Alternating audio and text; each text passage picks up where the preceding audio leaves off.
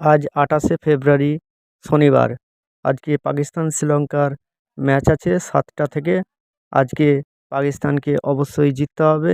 আর জিততে গেলে কত রানে জিততে হবে, কত ওভারে জিততে হবে তা সেটা বলব। তার আগে আপনি যদি আমার চ্যানেলে নতুন হয়ে থাকেন তাহলে অবশ্যই আমার চ্যানেলটি সাবস্ক্রাইব করে দেবেন। প্রথমে যদি পাকিস্তান ব্যাট করতে নামে তাহলে পাকিস্তানকে জিততে হবে ৬৫ রানে।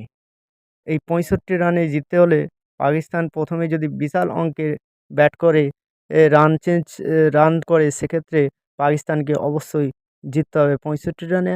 আর পাকিস্তান যদি পরে ব্যাট করে, অর্থাৎ শ্রীলঙ্কা যদি প্রথমে ব্যাট করে, তাহলে পাকিস্তানকে জিততে হবে ১৩ ওভার ৩ বলে। এই ১৩ ওভার ৩ বলে পাকিস্তান যদি ব্যাট করে, তাহলে পাকিস্তানের ৩ পয়েন্ট হয়ে প্লাস পয়েন্টে দাঁড়াবে।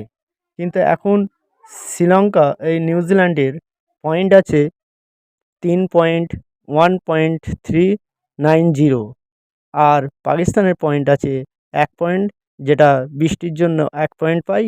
তো সেক্ষেত্রে তাদের বর্তমান পয়েন্ট আছে ১ পয়েন্ট পেয়ে 0.461 পয়েন্ট।